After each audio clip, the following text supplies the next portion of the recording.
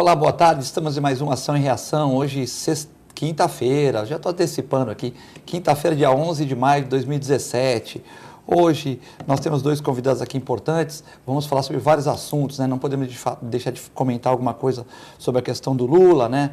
A questão do depoimento do Lula para o Sérgio Moro, que eu achei que o Lula até que foi bem, ele podia não falar nada, até que foi bem, ficou meio nervoso no começo, mas depois ficou bem, daquele jeito dele, né? Nada é dele, não sabe de nada, não colocou o cara na Petrobras que roubou, mas também não sabia, não tem como controlar, mesmo ser uma grande estatal, uma grande empresa brasileira, não tem como controlar. Eu não sei o que minha mulher faz, o que meu filho faz, aquele jeito de não saber de nada, mas ele foi lá e falou. Só que o Sérgio Moro teve paciência. Você vê que quando o Lula saiu de lá, depois de 5 horas de interrogatório, o Lula fez um discurso de 10 minutos, você percebe que o Lula estava cansado, né? Porque o Sérgio Moro, não defendendo, acho que o Lula tem todo o direito de defesa também, né? Porque é um ser humano, foi presidente da República e tal, tem o direito de defesa. Mas você vê que o Sérgio Moro deixou o Lula cansado, né? Que ele perguntava repetidas vezes as coisas de uma maneira diferente, o Lula começou a ficar nervoso, o advogado entrava, mas você vê que o Lula saiu cansado, porque ele fez um discurso de 10 minutos. Se você tem uma audiência de meia hora com o Lula, ele faz um discurso de 2 horas lá, né? Então ele fez um discurso de 10 minutos que realmente ele estava cansado, porque 5 horas de audiência, você não podendo errar nada, e era seu? Não era meu, mas por que sua mulher foi 2 vezes lá? Quando foi lá já tinha armário embutido? Não tinha, eu não sei, ela foi com meu filho, não me falou, talvez mas ela tinha dinheiro para fazer a aplicação, é porque ela ia comprar, não sei, ela está morta, aí quer dizer, aí chega uma hora que cansa, e o cara para não se contradizer, ele começa a errar, porque ali é uma somatória de perguntas para ver onde que o cara desliza, né? E o Lula, ele estava bem preparado, com bons advogados e tal, mas realmente é um tema muito importante, né? Também temos aqui a questão do orquidário, né? Muita gente reclamando do orquidário de Santos, que o equipamento está deteriorado, a prefeitura responde que não tem verba, as pessoas falam que teve aumento de IPTU, como é que não tem verba? Então, é um problema que estão na mídia radiofônica, televisiva, é um problema que está muito bem falado hoje na questão da cidade, né? Dessa zeladoria da cidade. Também temos a reforma do Estatuto do Santos, uma coisa importante, e para falar sobre isso, nós temos aqui o advogado e presidente do Conselho Deliberativo do Santos, o Fernando Bonavides. Queria parabenizar e agradecer você por ter vindo ao programa aqui. É sempre um prazer ter a oportunidade, como presidente do Conselho Deliberativo do Santos Futebol Clube, estar na sua companhia, na companhia de todos os seus espectadores, para nós trazermos aí as últimas informações e tudo mais a respeito do Santos Futebol Clube. Também o professor Niveloso, que é empresário, professor universitário, e hoje também entre as suas empresas tem o ramo da academias, Academias Up, 4 academias por enquanto, ainda na Baixada Santista aqui, 3 em Santos e uma na Praia Grande. Tudo bom, professor Nível? É um prazer, Filete, estar mais outra vez aqui no seu programa. Hoje um privilégio estar com o Dr. Bonavides, né? Para sabermos algumas coisas mais detalhadas sobre o Santos Futebol Clube, né? Da mesma forma. É um prazer. Bonavides, chama a atenção da imprensa, tudo, né? A questão da reforma do Estatuto, né? Muita gente, lógico, tem diferentes questionamentos e tal, né? Por exemplo, antes do Luiz Álvaro, né? Eles mudaram o Estatuto na época do presidente Luiz Álvaro, né? Então, o que acontece? Você poderia ocupar qualquer cargo do Conselho sem ter os 3 anos de Conselho, né? Tanto que eu fui escolhido para a mesa do Conselho, mas eu tinha 5 eleições no Conselho, mas o Marcelo me tirava do Conselho para a diretoria social e cultural. Então, como eu não tinha 3 anos ou 2 anos na época de Conselho, não poderia ocupar cargo de mesa. Então, teve umas reformas, a questão do Conselho Gestor, né, que eu, na minha humilde opinião, acho importante. Mas tem outras pessoas que não acham importante, tem o presidente, o vice, mais 7 que auxiliam o presidente. Então, eu queria que você falasse quais as principais normas que vão ser reformadas no novo Estatuto? Olha, temos algumas novidades, sim. Como é sabido de todos os torcedores e associados do Santos, na última eleição, em 2014, dezembro, todas as 5 correntes políticas pregoavam algumas adequações ao Estatuto Social do Santos Futebol Clube. Tivemos o ano 2015, um ano bastante intenso em termos de deliberações do Conselho, por conta da situação que o clube estava naquele momento, e também tínhamos ali uma oportunidade de estar justamente abrindo essa oportunidade de um novo debate sobre o Estatuto. como você disse ainda há pouco, uma coisa fica bem claro para todos os associados e torcedores. Nosso estatuto do Santos Futebol Clube é moderno, seguramente é moderno. Agora, ele realmente já, naquela oportunidade, e já havia a previsão de que ao longo de 5 anos seria necessário algumas adaptações. Da mesma forma, ficou visível a todos que da forma que está essa questão do Conselho Gestor foi experimentada nas 3 gestões, e nas 3 gestões evidenciou-se que não é a melhor forma. Nas 3 gestões, ao longo desses 6 anos de estatuto, agora 7º ano, houve a dissolução de quase a maioria dos membros do Conselho Gestor. Então, realmente, é algo que lá atrás foi visto como uma forma importante de gerenciar o clube, mas na prática percebeu-se que não é a melhor forma. Então, temos algumas novas sugestões. Eu criei, a mesa do Conselho Deliberativo criou uma comissão especial que trabalhou 1 ano e 2 meses, está fazendo agora 1 ano e 2 meses. Foram diversas reuniões aqui na Vila Belmiro e lá na subsede de São Paulo, com todas as correntes políticas do Santos, ali representadas no Conselho. E então temos agora, em breve, será encaminhado à Comissão de Estatuto. Eu fiz parte da Comissão de Estatuto em outras 2 oportunidades, conheço bem a dinâmica e a preocupação do Conselho com relação a esse acompanhamento da modernidade. E agora temos à disposição uma nova orientação que, já posso adiantar para vocês, propõe a eliminação do Conselho Deliberativo, do Conselho Gestor, e uma novidade que se faz necessária também, e a legislação agora permite, com remuneração ao presidente e vice-presidente do clube. Essa questão, teve avanço nesse estatuto, né? Por exemplo, antigamente eu acho que foi até um avanço. Quem não ficou no conselho pelo menos um mandato não pode exercer cargo. Eu acho legal o cargo de mesa, porque você tem que conhecer o conselho. Antigamente, por exemplo, você entrava no conselho, para o telespectador entender, mas você ia ser puxado para ser diretor. Então é como se um deputado fosse puxado para ser ministro, não nessa grandeza, mas então você puxava para diretor. Aí você não ficava no conselho e estava o seu suplente. Então você não tinha um entendimento de como funcionava o conselho, porque você ia lá só de vez em quando. Você trabalhava no executivo, então essa é uma coisa importante. Essa questão de várias correntes políticas entrarem, lógico, dificulta muito para o presidente, dificulta tal, mas eu também achei legal, porque hoje em dia, por exemplo, nós tínhamos 5 candidatos. Era o Modesto Roma, o Fernando Silva, o Pérez, o Rolo e o Nabil, né? Nessa ordem mesmo de o Modesto primeiro, o Pérez o segundo e o Fernando Silva o terceiro. E cada um pôs proporcionalmente nível um pouco de conselheiros do clube. Então, as 3 primeiras, né? As 3 primeiras, O Rolo e o Nabil não conseguiram fazer os 20%, né? Isso. Então, as 3 primeiras colocaram conselheiros. Então, fica um conselho que não é aquele conselho que vai bater palma para tudo. Ou seja, porque é um conselho que é dividido, né? Então, eu acho que é mais difícil, o Bonavides leva esse entendimento, talvez até esse privilégio de ter tido que, de uma certa maneira, ser o presidente que é mais flexível, porque realmente ele trabalhou com 3 correntes políticas, mais os antigos que já são efetivos e mais aqueles que tudo está ruim, né, tal. Então, são, na verdade, 5 correntes. E é difícil você trabalhar com 5 correntes quando o presidente antigamente trabalhava com uma corrente só, né? Mas aí que eu vejo o crescimento de um clube, o crescimento de uma instituição. Você ouvir também outras partes, né? Porque você fica em tese, naquela mesmice, né? Quando você coloca outras correntes, outras visões, isso é importante. Eu acho que o crescimento é muito salutar nisso aí. Eu acho importante e até parabenizo você por essa alteração, talvez, que teve aí. Eu vejo o Santos da seguinte forma, assim, apesar que estava comentando no início do programa, né?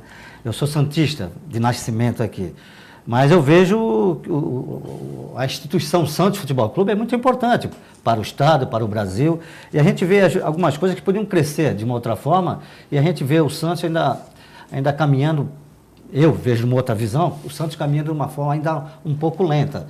Esse tipo de alterações, esse tipo de comportamento é importante para o crescimento. São outras visões que a gente vai assistir, né? Eu queria fazer uma pergunta para você que eu nunca fiz, mas aqui ao vivo talvez seja mais importante.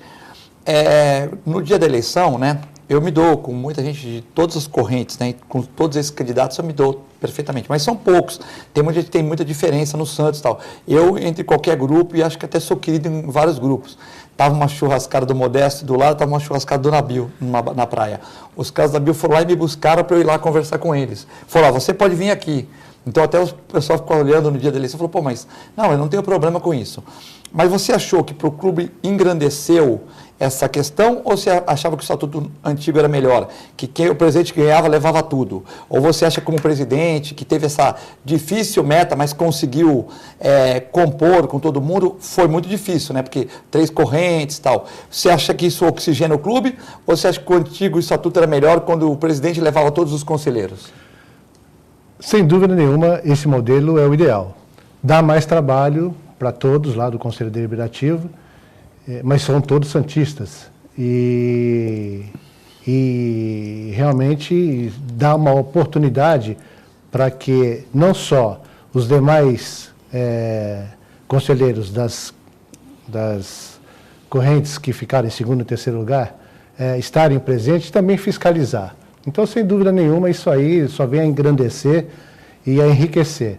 Eu tive o cuidado, Filete, no início da minha gestão, em 2015, no Conselho nós temos a mesa composta de 5 membros e 2 comissões e o Conselho Fiscal.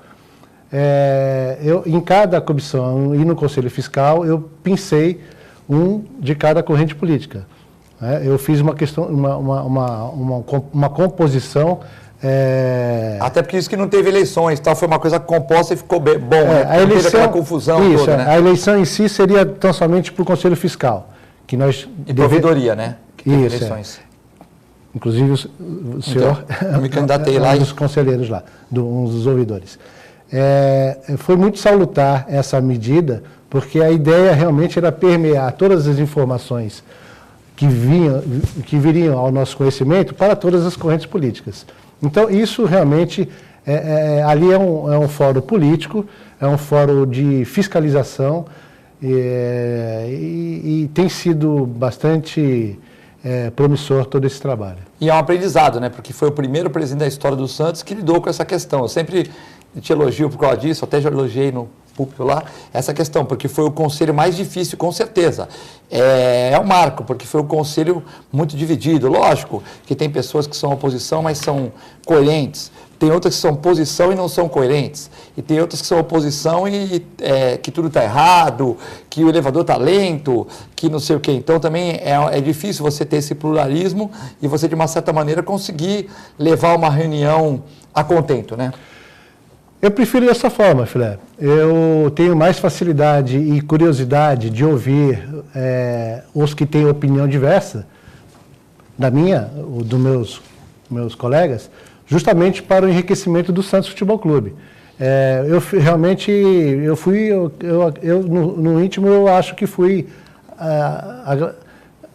premiado por essa composição, porque é onde eu milito com mais tranquilidade, com mais interesse de ouvir justamente o que a oposição diz ali dentro, até porque eu também fiz parte de oposição, eu sou conselheiro há 23 anos, durante algumas gestões, eu também fiz parte da oposição. Aquela última gestão dos 5 anos, nós não tínhamos voz no Conselho, era o rolo compressor. Não havia, é a primeira vez... Isso você fala de 2008 a 2009, é isso? Mais até, né? Das 2 gestões anteriores, a do Modesto. Ah, tá. Realmente... então é 2010 a 2015, isso, né?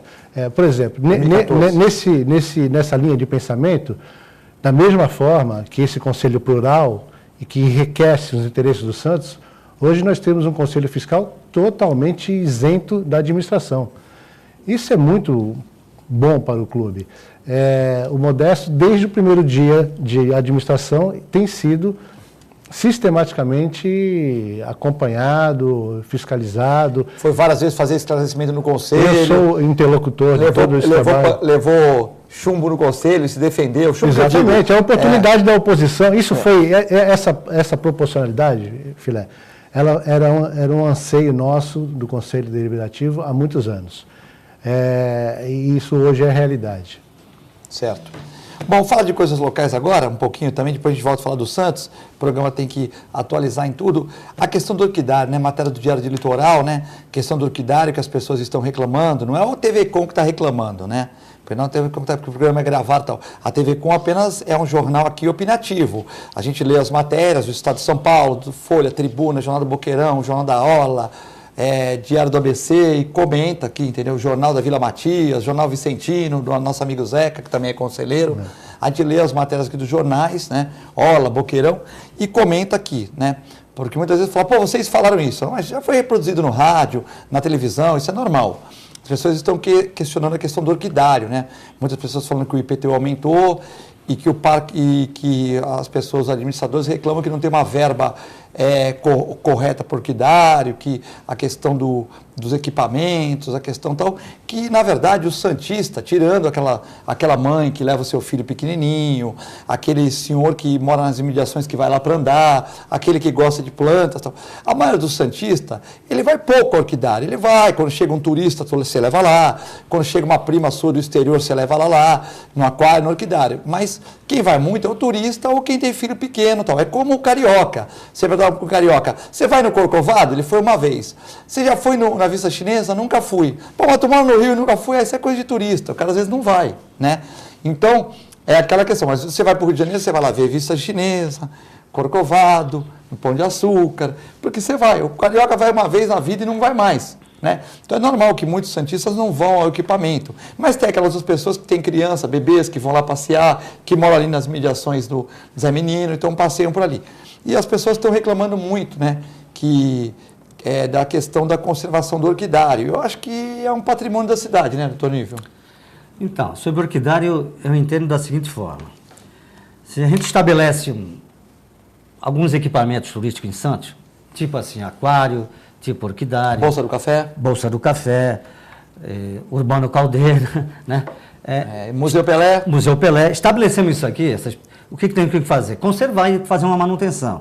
Esse orquidário, há algum tempo, a gente vem ouvindo, está em manutenção, demorou uma reforma agora tão imensa, foi muito criticada a reforma. Essa reforma foi no governo Papa, só para deixar claro que, né, porque a gente tem que ser, foi na reforma do governo Papa, que foi muito criticada pela demora da entrega do equipamento. Exatamente, uma demora a demora foi longuíssima, e a gente ficou preocupado. Eu até falo o seguinte, Filé, não somente em termos de turismo, que o aquário é importante, mas em termos também da nossa escola, Filé. As crianças da nossa escola também é a participação no orquidário, para você ver de perto o que é aquele mundo verde lá. Também podia fazer convênio com as escolas, com as faculdades de biologia, as faculdades, por exemplo, de biologia, as faculdades que nessa área tal, porque podem, botânica, que pode de uma certa maneira se integrar no espaço, né? E nós temos essa universidade, nós temos faculdades aqui dessa área aqui. Então, a gente podia fazer, que nem você está falando, um convênio, mas com as escolas também, de primeiro grau também, até do ensino iniciante aí, sabe? É importante que você leve, não somente... É que nem o Filete falou, a pessoa de Santos não vai no orquidário, não vai no aquário, por exemplo, né? Vai, tem gente que vai, mas assim, a maioria não vai muito pouco. Então, mas já que nós temos esse baita equipamento aqui, por que não conservar, por que não priorizar tantas coisas assim? Você falou em aumento de IPTU. Então, não, as pessoas estavam questionando que o IPTU aumentou, então se aumentou também a taxa de conservação, que teria que ter essa manutenção. Eu acho que quando a cidade está em crise, pô, falou que não estava, mas está, pessoas questionam e tal. Zeladoria, pintar rua, semáforos, jardim da praia, orquidário, faz zeladoria. Não dá para construir aquele viaduto que ninguém constrói na entrada de Santos, que seria uma coisa simples. Não dá, beleza, não vou construir, mas eu vou deixar as ruas legaisinhas, a cidade limpinha e tal, como o Justo fazia, deixava aquilo né, na condição de manutenção boa, né? Eu acho que o problema maior é esse que você acabou de falar agora. O problema é a manutenção. Você tem equipamento, agora tem que manter. E manter não é tão dificultoso assim. Quando a gente fala em aumentou o IPTU, aumentou a receita, provavelmente então vamos estabelecer uma verba maior para esses equipamentos em Santos aqui. Claro que procede, a informação procede, mas eu acho que eu vejo mais manutenção. Manutenção, não é tão difícil assim, Fleto. Não tem um custo altíssimo. O que custa é não ter manutenção. Depois você vai querer revigorar os equipamentos e fica muito ruim. Então, o importante é você a manutenção, que a gente chama de manutenção preventiva, né? Você ir prevenindo, que nem você, um doutor, não é? Você, como é, a pessoa leva um animal para você faz um diagnóstico, isso é uma prevenção. Não precisa levar um animal, por exemplo, para o filete, quando ele já está em estado terminal. Aí é difícil. Ele ainda não está fazendo milagres aí, né, Fleto? Mas se você levar um animal seu, sem ter nada, é que nem os seres humanos, sabe, doutor Bonavides? É mais ou menos assim que ele deve vacinar, fazer um exame de sangue, fazer um preventivo, você vai ter ele muito mais tempo vivo e numa condição melhor e um custo muito menor, né? A manutenção preventiva, exatamente, o grande objetivo é esse. É você postergar a vida útil, no caso de uma pessoa, mas no caso do animal também. No caso do equipamento, a mesma coisa, a analogia é a mesma. Se você tem um equipamento e você faz manutenção preventiva, você posterga essa vida, você aumenta a vida útil do equipamento. Isso é difícil? Não é difícil. O mais difícil é você fazer uma manutenção do tipo corretiva, manutenção de emergência. Aí o custo é bem maior. Essa questão do orquidário foi uma questão levantada. Por exemplo, o aquário é o segundo equipamento mais visitado do estado, né? Então, a gente é uma glória para Santos, né? Só que essa questão, as pessoas que frequentam lá, mães, com os filhos, reclamam da falta de manutenção. Hoje tem depoimentos de pessoas falando que os banheiros estavam sujos, 9 horas da manhã. Então, acho coisa que é questão só de arrumar a casa, né? De fato, é isso que vocês estão colocando. Se torna mais até econômico mesmo, né? Ter uma manutenção constante, né? E a zeladoria que você se reporta. Me recordo bem também do Parque Chico Mendes, né? Na Zona Noroeste. Faz algum tempo que eu não vou lá, mas é um parque extraordinário. O Santista realmente se orgulha muito desses parques turísticos que temos. Todos eles têm que ter a manutenção, evidentemente, constante. Professor Nível, o que você achou do depoimento do Lula, né? Aqui no Estadão sai que o erro dele foi que ele se contradiz na relação sobre Vaccari com o Duque, né? Que o Lula voltou atrás na sua própria versão sobre se tinha conhecimento a respeito das relações do ex-tesoureiro do PT, Vaccari, com o diretor da Petrobras. No começo ele fala que não, depois ele diz que existe uma relação, que soube da relação pelo Ministério Público Federal. Em seguida, no desenrolar, Lula alegou ter pedido a Vaccari que marcasse uma reunião com o Renato Duque, certo? E nessa reunião, o Lula perguntou para o Renato Duque se ele tinha contas na Suíça, e ele falou que não tinha, certo?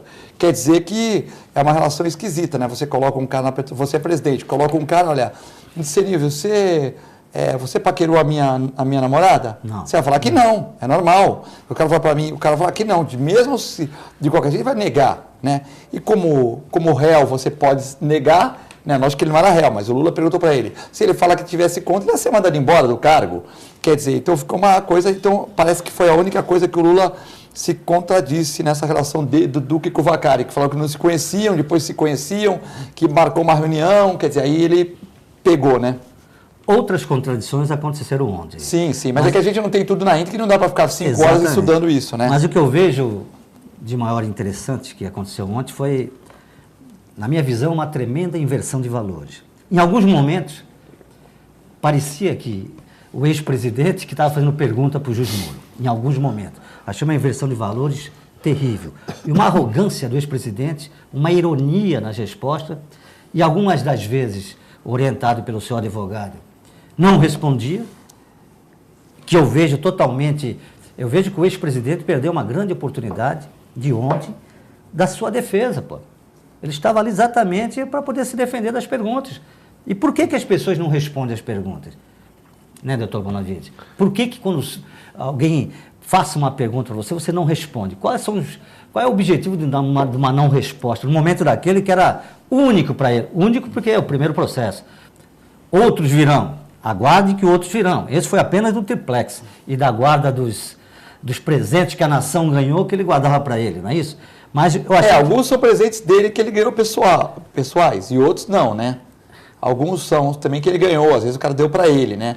Outros deram para o país, né? Tipo presente pessoais, se considerar uma caneta para um... Isso é um presente pessoal. Às vezes um cocar de índio, às vezes uma espada, quando você vai visitar outro país, uma coisa assim. Que não é o caso nosso aqui. O caso dele não foi algumas canetinhas, nem um cocar de espada, não foi coisa interessante, muito importante. Foi um patrimônio, é um patrimônio da nação. Então eu vejo que o ex-presidente Onda, com a sua ironia, e depois que você falou muito bem, Filete, no 20 horas de ontem, terminada o depoimento, ele fez um breve discurso lá, se emocionou, chorou, que ele tem facilidade na interpretação. Ele é um intérprete. Não, isso aí ele é perfeito. Ele é perfeito. É um intérprete perfeito e ele chega até a chorar. Ele chega até a chorar. Em alguns momentos até culpou a própria falecida. Mas até, eu acho que nisso até o senhor choraria, eu, Bonavides ou o telespectador, porque você está com, se você for condenado em tudo, é 100 anos de prisão, você morre lá, né?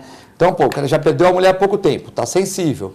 Depois você pode condenar, se for condenar 15 anos, você vai morrer na cadeia lá, né? Então, pô, 15 anos não é tão difícil assim. Então, ele tem que fazer o melhor que ele possa fazer, porque senão ele vai ser preso, né? E o interessante, quando você falou, Filete, do Renato Duque, que ele não conhecia, foi ele que indicou, mas não conhecia, nunca tinha visto, mas por orientação, por um pedido ao Vacari, ele acabou encontrando no aeroporto de Congonhas. Houve uma breve discurso onde ele perguntou: estou sabendo na mídia que você tem dinheiro no exterior, isso é verdade? E o Renato Duque respondeu para ele de imediato: não é verdade, não tenho conta no exterior. Então eu acreditei. Se ele mentiu, não foi para mim, foi para ele mesmo, para a consciência dele. E acabou ali. Não, mas ele roubou a nação e mentiu para a consciência dele. Porra, monta uma comissão, monta alguma coisa, vai para frente, averigua com mais detalhes, mas não, simplesmente, se ele mentiu, não mentiu para mim, mentiu para a consciência dele. E o Brasil fica por aí. Então, eu achei sem nenhum conteúdo e uma grande... Também vi de uma outra forma o seguinte, apesar dele ser um excelente orador, né?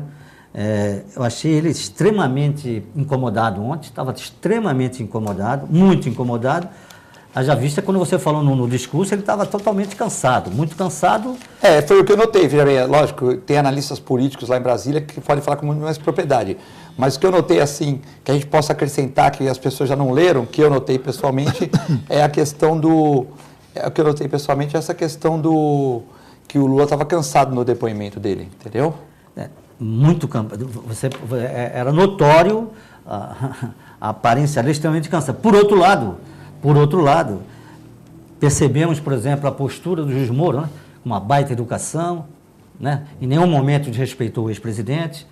Eu achei até, em alguns momentos, foi até desrespeitado, quando ele perguntou que ele tinha dito um dia que poderia mandar alguma pessoa, prender alguma pessoa da promotoria, e quando o juiz Moro perguntou para ele se isso era verdade, ali ele deu uma balançada, ali realmente ele ficou meio preocupado com aquelas indagações aí. Mas eu achei que ele perdeu uma grande chance de poder se defender, essa que foi a verdade.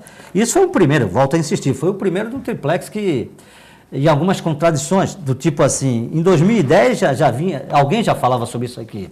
No entanto, só em 2013 que ele falou que sabia, mas em 2010 já foi comentado esse fato aqui, então ficou extremamente... E ele só foi uma vez, sendo que não foi verdade. Eu vou até fazer Filé dar essa oportunidade para a gente aqui. Por isso que me convidaram para vir aqui, eu venho aqui para falar também o que eu entendo. Você tem que falar a sua opinião, aqui não tem esse problema. Nós tivemos um candidato agora nessas eleições para vereador aqui em Santos, que foi exatamente o zelador desse prédio. Ele foi candidato a vereador e eu tive a oportunidade de estar com ele no partido, nem me lembro que partido é, PP, não sei. E ele, rapaz, falou que várias, N vezes viu a família dele lá, passando o fim de semana, e ontem ele falou que só foi uma única vez acompanhado da sua esposa, que ele nunca dormiu lá. Vamos aguardar os próximos capítulos, né? O Bonavides pode, como na condição de advogado, ele pode conversar com maior clareza sobre essa questão, né? Mas é que o Moro tem os inquéritos ali, né? Ele tem todos os... tal, e ele está tentando achar um erro, né?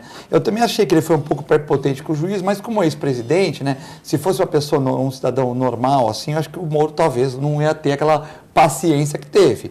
Mas como ele já sabia que era o Lula, que o Lula tem essa retórica de achar que não sabe de nada, e é o direito de defesa dele, aqui ninguém está contra o Lula. Uma coisa aqui na TV Com, eu estou quase 2 anos, 1 ano e meio aqui.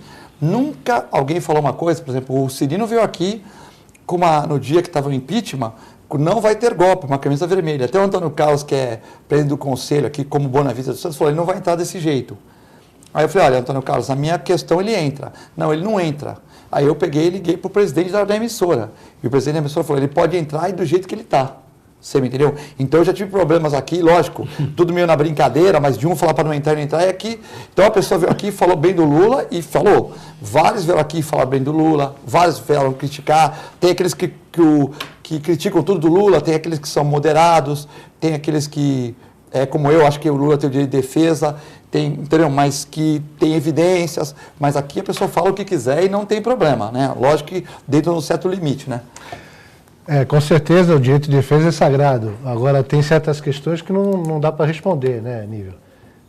Senão ele se complica mais, né? Então, foi isso que eu entendi. Esse foi meu entendimento. É melhor ficar sem responder. Ele poderia até não responder nada, né? O Vicente Cassione veio aqui na segunda-feira, né? O programa que passou ontem. E ele falou que se fosse o advogado do Lula, ele falou que ele não gosta do Lula, mas se ele fosse o advogado do Lula, ele chegaria na audiência e falaria, Moro, você ganhou dinheiro para estar aqui me questionando, você está 2 anos, não descobriu nada, você está me perseguindo e tal. O Moro ia mandar prender ele. Ele saía preso, o advogado pagava fiança, ele saía fora e jogava a opinião pública desses 20%, 30% que gostam dele contra o Moro. É a opinião do Vicente Cassione. Se fosse advogado do Lula, o Vicente Cassione não está defendendo o Lula, não. Ele só falou que era uma estratégia. Como o Lula, falou de estratégias no direito, né? Exato. Falou como o Lula poderia também não responder nada e ficar em silêncio. Como o Lula poderia responder. Então, assim, eu achei até que o Lula, baseado nas estratégias que ele poderia usar, lógico que é o direito de defender. Ele até que falou bastante, ele ficou lá conversando. Algumas vezes não respondeu, perguntou para o doutor, você sabe tudo que seus filhos fazem? Pô, como é que você vai chegar para um juiz e perguntar para o juiz? Ele que tem que te interrogar. Agora, sabe como é que é, né, doutor? O senhor é casado? O que tem a ver se ele é casado ou não é? Você já comprou casa? O senhor já comprou casa uma vez para o juiz? O que o Lula tem que saber se ele comprou? Quem é investigado é o Lula, não é o Sérgio Moro, né? Ali teria toda a oportunidade de se ater às suas respostas para convencimento do juiz, né? Quando desvirtua o tema é justamente porque ele quer fugir da questão, né? Mas a pessoa chegar para um juiz, se é meu advogado, eu chego para o juiz, o senhor já comprou casa? O senhor já não sei o quê? Ele fala, cala a boca aí, né? Ele ia falar para você, tu tá pensando, quem é o interrogado aqui é você, mas o Moro teve paciência. Paciência porque ele sabia que o Lula também estava dando uma provocadinha nele, né? É um cara equilibrado, o Moro, né? Com certeza, não tem a menor dúvida. O fato é que o Lula já é réu nessa ação e em outras ações também. Então, em outros momentos, ele estará novamente na presença do juiz Moro e terá que se explicar e, Nível, não se espante se ele não responder algumas coisas, porque senão ele sai preso dali mesmo. Bom, já temos várias perguntas, o telefone já está pulando aqui, lembrando que é o 99711-5545, telefone que foi colocado na tela, vai ser colocado de novo. Para você que quiser mandar pergunta para o Bonavides, para o Nível, se quiser fazer alguma crítica ao programa, alguma sugestão de pauta, algum outro assunto de interesse, ruas que estão com problema, já falamos aqui de rua, e a Prefeitura grava todos os programas que falam de políticas públicas. Na 102.1, quando eu comento lá sábado e domingo, a gente fala alguma coisa, logo a Prefeitura já responde.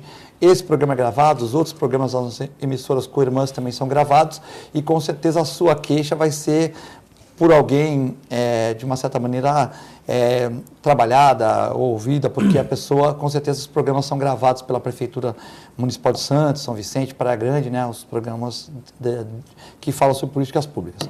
Nós vamos a um breve intervalo, o telefone está aí no WhatsApp, pode ligar também no intervalo, como faz o Uriel, para que a gente possa fazer a pergunta para os nossos convidados de hoje. É muito rápido, já voltamos.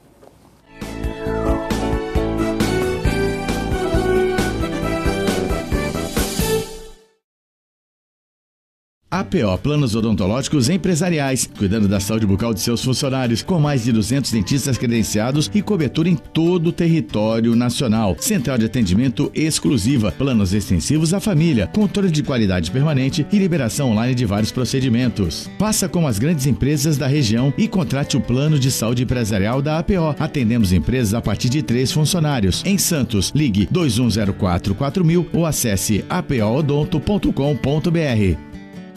A Clínica Multiimagem é especializada em exames de radiologia e diagnóstico por imagem, investindo continuamente em tecnologia e trazendo constantes inovações para proporcionar à comunidade médica e seus pacientes diagnósticos ainda mais precisos. Sua nova e moderna estrutura, aliada à tecnologia de ponta, juntamente com o corpo clínico especializado, tornam a Clínica Multiimagem um dos centros de diagnósticos por imagem mais avançado do estado de São Paulo. Entre em contato pelo telefone 3202-1250. Com o objetivo de atender cada vez melhor, o Plano de Saúde Santa Casa oferece a você e a sua família uma ampla rede de atendimento em Santos, São Vicente, Praia Grande, Cubatão e Guarujá. Além de contar com a melhor equipe médica e multiprofissional do litoral paulista. Plano de Saúde Santa Casa de Santos. O melhor atendimento em plano de saúde. 3226-6200. Sintracomos, um sindicato forte a serviço do trabalhador. Este é o Sindicato dos Trabalhadores das Indústrias da Construção Civil, Montagem e Manutenção Industrial e do Mobiliário de Santos, Cubatão, Guarujá, São Vicente, Praia Grande, Mongaguá, Itanhaém, Peruíbe e Bertioga. Associe-se ao Sintracomos e faça parte da nossa família. Administração, Presidente Macaé Marcos Braz de Oliveira. Sindicato dos Trabalhadores Municipais de Praia Grande, há mais de 20 anos levando aos seus associados planos de saúde e convênios, assistência odontológica e jurídica, curso de capacitação e outros benefícios, dando aos servidores melhores condições de trabalho e qualidade de vida. Para mais informações, acesse o site www.sindicatopraiagrande.org. APO Planos Odontológicos Empresariais, cuidando da saúde bucal de seus funcionários, com mais de 200 dentistas credenciados e cobertura em todo o território nacional. Central de atendimento exclusiva, planos extensivos à família, controle de qualidade permanente e liberação online de vários procedimentos. Faça como as grandes empresas da região e contrate o plano de saúde empresarial da APO. Atendemos empresas a partir de 3 funcionários. Em Santos, ligue 2104-4000 ou acesse apoodonto.com.br.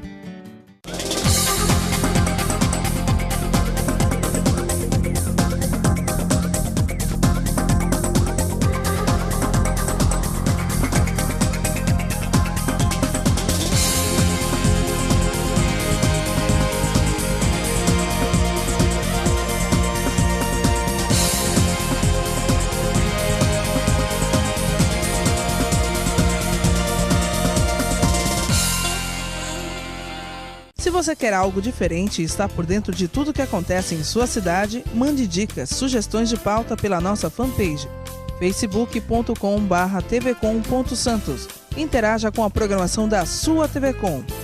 TV Com, interagindo com você.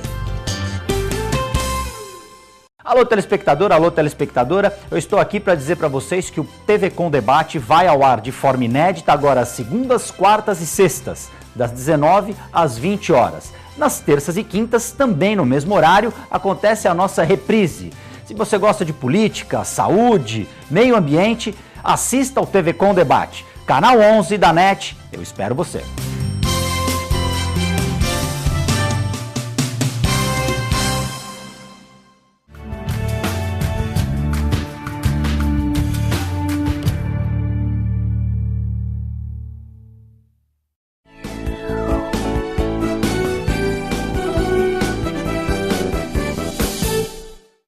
Olá, estamos de volta no segundo bloco do Ação e Reação, nesta quinta-feira, 11 de maio de 2017. Tempo nublado aqui em Santos, né? Para você que, como o Mário Gil, que já mandou uma mensagem aqui no WhatsApp, que está vendo o programa de Portugal, Lisboa, com a minha amiga Regina, não sei se ela está com a Denise ou não, que está vendo o programa no Rio de Janeiro, né? Então, parabenizando aqui o Bonavides, o Nívio Veloso, né? Tem uma pergunta aqui do Rogério para você, vou fazer uma pergunta para cada um, do Rogério para você, ele é que é Santista Roxo, e leu no jornal A Tribuna sobre a BWA, que processa o Santos em 31 milhões, essa questão aí das carteirinhas do clube, é isso? Sim, essa é uma notícia do dia de hoje, né? Essa informação. Ao longo desses 2 anos e meio da gestão do Modesto Roma, havia aí duas implicações delicadas, né? Uma era o vínculo contratual com a CSU, que administra os associados, e com a BWA, que sempre foi uma relação bem tranquila, mas como tudo na vida, há um momento do começo, do meio e do fim. Nessa questão da BWA, houve um fim tranquilo. Eu tive a oportunidade de falar com o representante também da BWA não havia nenhuma animosidade, houve um entendimento. E agora surge essa novidade aí dessa possível intenção de ingressar com a ação. Não temos nenhuma informação oficial sobre isso, é uma informação da imprensa, mas, mais uma vez, lamentável, né? Eu acho que na nossa vida privada, a gente tem aí nossos contratos, né? Todos nós, eu também sou empresário há mais de 25 anos, a gente procura prestar o serviço e entender que uma hora vai acabar o serviço, é natural. Mas tem que ver o que está nesse contrato. Às vezes alguém fez um contrato leonino, sim, mas favorecendo... Sim, né? É verdade, mas não é o caso.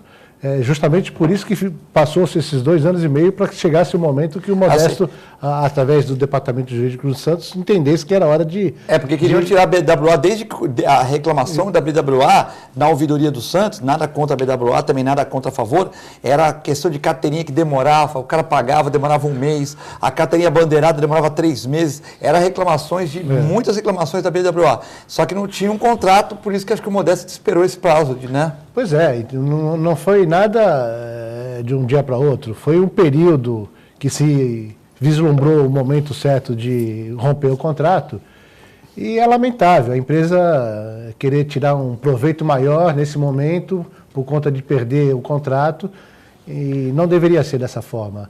As pessoas, eu entendo que deveriam, porque não há dúvida que o respeito ao contrato houve a intenção de simplesmente acabar o contrato num prazo previsto e autorizado pelo Departamento Jurídico, para que se tivesse uma nova oportunidade de uma outra empresa, de um novo momento, com novas tecnologias. Quando saiu a Umbra, entrou a capa, né? E com certeza o Tremura no jurídico deve ter visto esse contrato com bastante detalhamento para o Santos não perder na justiça. Não acredito que o Santos perca esses 31 milhões na justiça. Eu acho que isso aí é notícia para, de uma certa maneira, mexer com a gestão, né? Agora é ano eleitoral e tal, né?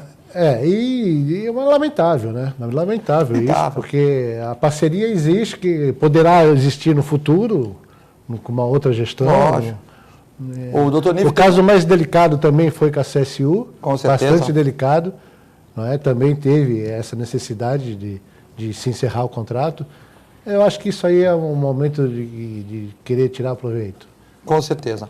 O doutor Nível tem um contrato na empresa dele com uma fornecedora X durante um período. Não está sendo legal, ele espera passar o contrato e não é obrigado a ficar a vida toda com essa fornecedora, né, doutor Nível? Costuma-se falar que contrato foi feito que é para ser exatamente não cumprir. Contrato, algumas pessoas falam assim, o contrato normalmente a gente faz que é para não cumprir. Você tem algumas cláusulas lá que você vai ver, não gostou, encerra seu contrato. É uma coisa muito para a gente pensar. Eu acho que contrato tem que ser extremamente bilateral, né? Quando você faz um contrato que alguém tira vantagem, provavelmente alguém... Não vai ser bom. Não vai ser bom. E contrato você tem que sair de mão dada com a pessoa, sendo bom para os dois. Isso é um contrato saudável.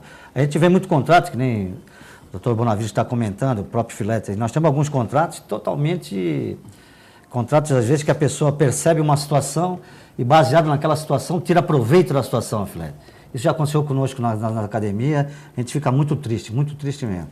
Mas, por isso que quando se faz um contrato é bom as partes, né, discutir bastante e aí a gente tem um contrato saudável. Então, beleza. Tem uma pergunta para você aqui, doutor Nível. Acho que o Lula vai ser... É meio extenso aqui no WhatsApp, mas eu vou tentar resumir aqui. O Rubens São Vicente, obrigado pela participação, temos várias participações. O André Luiz Andrade mandando um abraço para a gente, ele que também é advogado. O Cacolé, presidente do Comeb de Santos, mandando um abraço. O Colorido Estivador, que eu tive com ele no evento da Atmas ali no sábado. Bacana ver sempre o programa. Então tem bastante gente mandando aqui. Eu acho que o Lula vai ser candidato em 2018. É perigoso. Mas também nós não temos o perigo de colocar um radical de direita, como nos países como alguns países onde foram governados pela esquerda, a esquerda foi muito mal, e depois colocamos um radical de direita sem proposta. Radical de direita que ele quer dizer é o Bolsonaro, né? Então, por exemplo, ele quer dizer assim, o Lula vem, as pessoas já estão cansadas do Lula e colocam um radical de direita, que às vezes também não é muito bom para o país.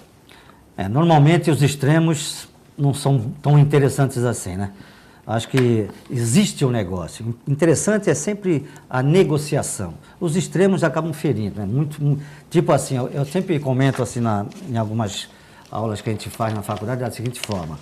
Quando a gente chama de média. A média foi 5, um exemplo. Você tem um aluno que tirou nota... Percebe essa, Flet? Você tem um aluno que tirou nota 1, outro tirou nota 10. A média foi o quê? 5,5. 5 é 5,5. Arredonda, vamos pôr para 5. A média foi 5. Mas teve um aluno que tirou 1, o outro tirou 10, mas saiu com o rótulo de a média da sua classe foi 5. Ele acabou ficando com os 5 em tese, sendo que ele tirou 10. Então, quando a gente fala em média, é um negócio meio esquisito. Quando a gente fala em partido, os extremos são extremos, tudo que é radical é meio... Não dizer que o Bolsonaro não possa ser eleito e fazer um bom governo, né? Só que assim, a gente tem que ouvir propostas do Bolsonaro na saúde, na educação, né? Porque às vezes você só se basear na questão da segurança pública, prender todo mundo, mas não adianta prender todo mundo, tem que educar essa geração que vem aí, porque uma geração está meio perdida, a outra a gente pode recuperar, né?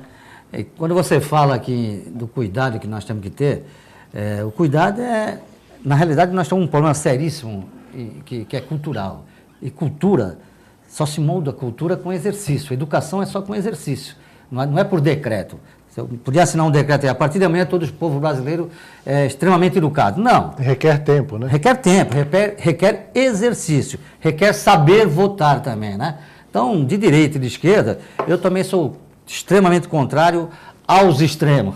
Sou totalmente contrário. Eu acho que tem que ter sempre uma negociação e a gente tentar votar o mais correto possível, que está difícil, realmente está muito difícil. A gente entende que para a próxima eleição, se o Lula... Eu não tenho tanta certeza como você tem, que o Lula será candidato. Eu não tenho tanta certeza assim. Mas se for, terão outros também que vão contrapor a ele também. E talvez encontre outras pessoas que não seja esse radical de direita que você deve estar imaginando. Pode ser que surjam outras pessoas, outras forças novas, né? Quem sabe aparece alguém que a gente possa acreditar, que a gente possa confiar, que a gente possa dar esse voto para ter um Brasil melhor. O mais importante é que a gente não pode, jamais, nós não podemos desistir. Nós não podemos perder as esperanças do Brasil. O Brasil é um país maravilhoso, mas é um país de terceiro mundo, ou um país que a gente chama de em desenvolvimento. Que isso só com exercício, com muita educação. Não se preocupa não, só não desista do Brasil. Não perca as suas esperanças não, que eu sou uma pessoa extremamente otimista. Tenho certeza que nós vamos melhorar. Nós que nem o doutor Bonavides falou eu sou um pequeno empresário, um microempresário, né, Flet? Mas eu acredito muito que não tem como não dar certo, não tem como a gente não melhorar. Eu acredito que que um dia nós vamos ter um sucesso aqui. Era mais fácil, talvez, a gente, grandes empresas, ou médias empresas, ou pequenas empresas, abaixarem as portas e ficar olhando aqui. Talvez fosse mais fácil fazer isso, com essa tributação tão importante que a gente tem. Mas não, eu particularmente acredito que nós vamos melhorar, eu acredito que o Brasil vai ser um sucesso, e as pessoas, doutor Bonavides, os grandes, os pequenos empresários que estão sobrevivendo, nós temos direito a um sucesso. Nós vamos ter esse direito. Sem dúvida. A Flaviane pergunta aqui para o Bonavides. A Flaviane sempre manda perguntas de São Vicente. Um abraço para a Flaviane. Também tem o Paulinho Bonavides, também está vendo o programa. Os irmãos, né? Os irmãos aí, o doutor Sérgio Bonavides, também seu tio, está vendo o programa aqui. Parabenizando você. O Sérgio Bonavides, que é o único homem que abre e fecha a igreja de Santos, né? Tem a chave da igreja, a gente sempre fala dele aqui. Mandando um abraço para você. E o Sérgio está fazendo um curso de teologia. Teologia, Sérgio, parabéns pelo curso que você está fazendo de teologia. Teologia. Eu pensei que ele só viu o programa às 11 horas, mas acho que hoje o nível, às 23 horas na primeira reprise, ou às 24h30 na segunda reprise, mas hoje como o nível está aqui, amigo pessoal, e o sobrinho também, eles estão dando mais audiência na hora de almoço. A Flaviane de São Vicente, se ela sempre participa, mas acho que essa pergunta tem o dedinho de alguém, Bonavides. Quer saber como é que estão as ações contra os ex-dirigentes do Santos? É uma bomba, hein, essa pergunta aí. Não, pelo contrário, estamos aqui justamente para isso. A nossa missão é não deixar nenhuma questão sem resposta. Voltando ao assunto que o Nil estava dizendo ainda há pouco, temos que acreditar e temos que ter esperança. Eu fico imaginando, com todos esses entraves políticos e administrativos que o Brasil tem, o que não seria se fosse uma nação que tivesse governantes mais empenhados em realmente proporcionar o seu melhor com honestidade, né? voltando à questão da menina, Nilza, ela se reporta às ações dos ex-administradores. Está em segundo grau da Justiça, no Tribunal de Justiça, na nona Câmara de Direito Privado. Em primeira instância, o magistrado determinou que houvesse uma nova votação com novo direito de defesa. O departamento jurídico do clube entendeu e apelou dessa decisão, dizendo que não seria necessário. Eles foram reintegrados, Bonavides? Teve uma eleição lá que o conselho decidiu, né? Não foi unânime, mas decidiu que o presidente, o vice-presidente e todo o conselho gestor iriam ser expulsos do clube, né? Até você como presidente tinha um outro direcionamento, né? Que era a punibilidade de 1 ano e eram punições melhores. Mas aí deu uma virada lá e justamente essa pluralidade do conselho decidiu. Muitos alegam que e eu estava presente, não, o Bonavides, a mesa propôs outra coisa, que acho que era punição de 1 ano por Odílio, né? 1 ano por Odílio, acho que para o vice, quem era o vice? 9 meses para o vice. Meus vice, amigos, tá? 9 meses para o vice e para o conselho gestor todos. 9 meses também. 9 meses também. Que é muito ruim, por exemplo. Imagine para um gestor de um banco, imagine você ser não dono, você ser gestor de um banco e chegar lá, olha, você está expulso do clube, suspenso por 9 meses. Tinha promotor público, exato, tinha gestor de banco. Não é, por exemplo, de repente eu vou fazer um negócio com o doutor Nível, lógico que é um exemplo. Puxa, mas o doutor Nível é corintiano, foi expulso do conselho gestor foi suspenso 9 meses de sócio do Corinthians, sai em todas as mídias sociais, isso é muito ruim para a pessoa, é uma decisão muito dura, né? Porque, veja bem, isso aí sai no Lance, sai no Tribuna, sai no Estado de São Paulo, e com isso você contamina toda a mídia também eletrônica, tudo, né? São os fatos que se apresentaram, né? Isso. Eles realmente tiveram o sagrado direito de defesa durante 1 ano e 4 meses naquela oportunidade, e restou, então, ali a Comissão de Inquérito de Sindicância, uma penalidade dessa que você diz, né? 1 ano e suspensão, né? Suspensão de 1 ano. Isso foi colocado em votação no Conselho e, por ampla maioria, coisa de 204 votos contra 3, naquele momento, naquela reunião, cerca de 15 conselheiros foram à tribuna dizer que não aceitavam aquela punição que eles consideravam branda. Que a mesa, o Conselho de Inquérito de Sindicância decidiu que era 1 ano e 7 meses para os outros. 9 meses, isso. 9 meses, desculpa. Aí a mesa acolheu aquele entendimento majoritário naquele momento, ninguém propôs algo diferente disso naquele processo de votação, e tão somente aqueles tantos conselheiros inconformados com essa penalidade propuseram, então, que fosse votada uma alteração nessa penalidade e foi colocado em votação e restou a decisão do Conselho de eliminação do quadro associativo. Isso foi levado a juízo, eles foram reintegrados, a rigor nem chegaram a ser colocados em eliminação do quadro associativo, mas garantiram uma liminar e, posteriormente, em primeira instância, asseguraram o seu eventual reingresso ao clube, e o clube apelou dessa decisão, departamento jurídico, então, em primeira instância, foi decidido que deveria haver uma nova votação específica para aquela acusação, ou para aquela penalidade, melhor dizendo, que seria a eliminação, e o departamento jurídico não entendeu como razoável por conta de que no artigo em que prevê desde a punição verbal até a eliminação, é no mesmo artigo, os incisos são no mesmo artigo. Então, a defesa dos 9, com um único advogado, ela não saberia também qual era a penalidade, de A a F, qual era a penalidade que seria imposta. Então, a defesa foi apresentada de âmbito geral para qualquer penalidade que pudesse ser apresentada. Dessa forma, então, está em grau de jurisprudência, de recurso no tribunal, e certamente eu estou convencido que o tribunal vai acompanhar o entendimento do Conselho Administrativo, do Conselho Fiscal, do Conselho Deliberativo do Santos. Então você está convencido que, por exemplo, pela tua opinião, vai ser uma suspensão de 1 ano e 9 meses? Não.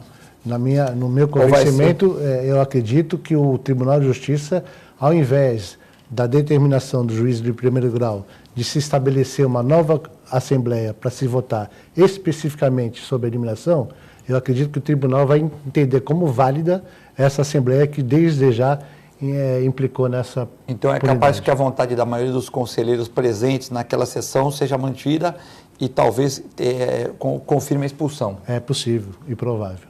Certo, possível e provável.